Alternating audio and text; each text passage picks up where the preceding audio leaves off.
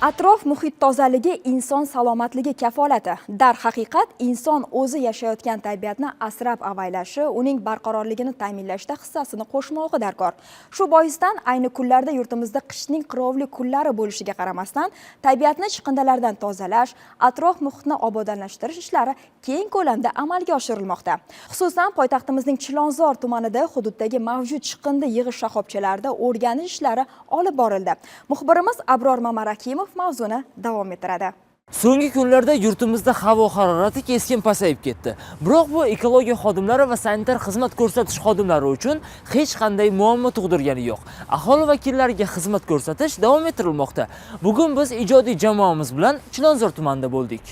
O'rganishlar jarayonida ishchi guruh tomonidan mas'ullarga qishning qirovli kunlarida aholiga yanada qulaylik yaratish maqsadida yig'ilib qolayotgan chiqindi qoldiqlarini o'z vaqtida olib chiqib ketilishi yuzasidan kerakli ko'rsatmalar berilib, birgalikda mahallalarda ishlar tashkil etildi. Aholi yashash mahallalarida chiqindi yig'ish shoxobchalarida 70% ga konteynerlar to'lganda o'z vaqtida maxsus trans tashkiloti tomonidan chiqindilarni olib chiqib ketish o'z yo'liga qo'yilgan. Shuningdek, yerli mahallalarda ham haftasiga 2 marotaba chiqindilarni yig'ib olib chiqib ketish nazorat ostiga olingan. Darhaqiqat, chiqindilarni o'z vaqtida olib ketish hududlar ozodaligini ta'minlashda katta o'rin tutadi. Tuzilgan ishchi guruh xodimlari ana shu mas'uliyatni anglab yetgan holda, hozirgi ob-havo sharoitida ham o'z vazifalarini sidqidildan bajarishmoqda.